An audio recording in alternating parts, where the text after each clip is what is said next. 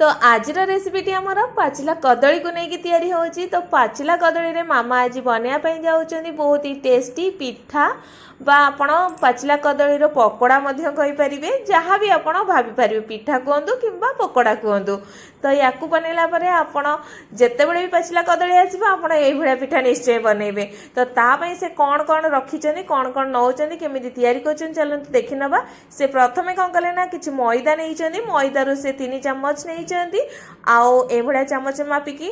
तो एबे कौन करछन ना चाउल चूना नैचंदी, तो सेथिरे कौन करिवे ना 3 चम्मच चाउल चूना को मधे सेथिरे पकै दउछन आ अल्प टिके पान मधुरी फ्लेवर पाई पकौछंदी।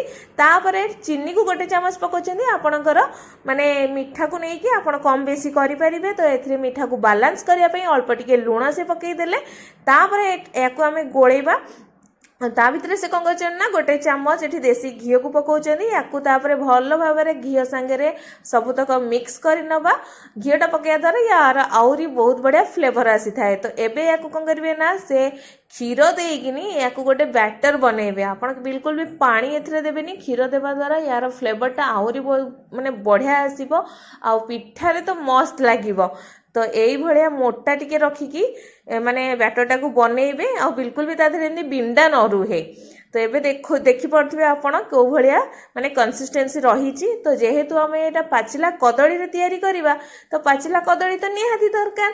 तो एबे पाचिला कदली को से नैचंदी आ तार मुंड आ लांगुड़ माने दीपट साइड से काटी नैचंदी। तापरे कोन करछन ना कदली को से पूरा चोपा लागि थिबा अवस्था रे ताको करछन ना 3 खंड लेखा काटी नउचंदी। या फल रे कोन हबो ना कदलीटा जति हम चोपा छडे दै थांदे ताले काटिया पई टिके असुविधा हेइ थांदा, माने साइज रे काटिया पई।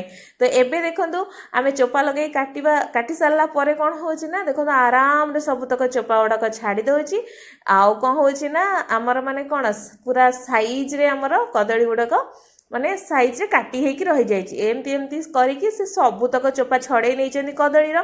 एबे कदली को आउ टिके फ्लेवरफुल करिया पई से कोन करछन ना सेथिरे गोलमरिच गुंड जो नैचंदी ताकू पकै नउछन, जहाँ पर टिके राग राग लागिवो कदलीटा आउ टिके बहुत ही बढ़िया लागिवो। एबे कदलीटी हमर पूरा सब पूरा रेडी हे गला।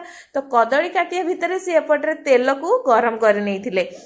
तो ये जो बैटर थिला एबे सेथिरे कोन करछन ना पूरा मीडियम आंच रे रखिकी सेथिरे कदली को पकेकी भल भाबरे कोन करछन ना गोळै के एथिरे से पकै नउचंदी। आ याकू पकै सारला परे बिल्कुल भी खेंचा खेंची करिवेनी। तळपट पूरा गोल्डन ब्राउन हे गले बा कड़क हे गले आपण ताको गोटे पिठा करिका सहाय्य रे एमती धीरे धीरे करके ताको उल्टे नेबे। जेहेतु कदलीटा हमर बहुत नरम थाए तो सेटा भांगी जीवार भी बहुत चांसेस थाए। आ जदि छाड़ी गला तो कोन हबो ना हेतरु पानी भी छिटका मारिबो। तो एबे ताको पूरा दुई पट साइड गोल्डन ब्राउन करिकिनी भाजी नवार अछि बा छाणी नवार अछि। देखंतु जेहेतु हे गलानी याकू आमे गोटे प्लेट को काढ़ी नवा। तो एबे हमर फटाफट तैयारी हे जाइछि सबुतक माने कदली पाचिला कदली रे तैयारी पिठा बा आपण पकोड़ा को कहि परिबे।